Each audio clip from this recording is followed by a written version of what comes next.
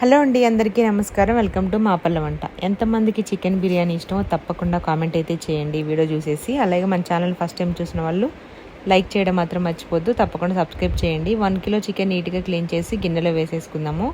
దాంట్లో టేస్ట్ సరిపడిన ఉప్పు, 1/2 tea spoon పసుపు, లవంగాలు, యాలకులు, దాల్చిన చెక్క, కొత్తిమీర, పుదీనా, అల్లం వెల్లుల్లి పేస్ట్, అరకప్పు పెరుగు, నెక్స్ట్ వచ్చేసి కారం కూడా 2 స్పూన్స్ యాడ్ చేశాను.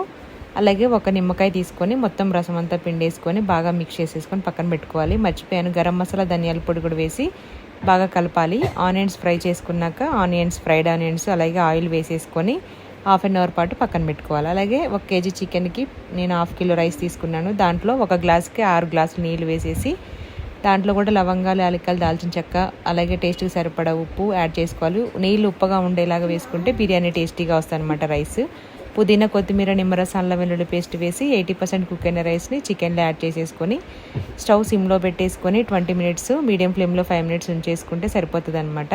పైన కొత్తిమీర, ఫ్రైడ్ ఆనియన్స్, నెయ్యి వేసేసుకొని దమ్ చేసేసుకోవడమే. టేస్ట్ మాత్రం చాలా చాలా బాగుంటుంది. ఫస్ట్ టైం చేసే వాళ్ళు తప్పకుండా ట్రై చేసి ఎలా వచ్చిందో కామెంట్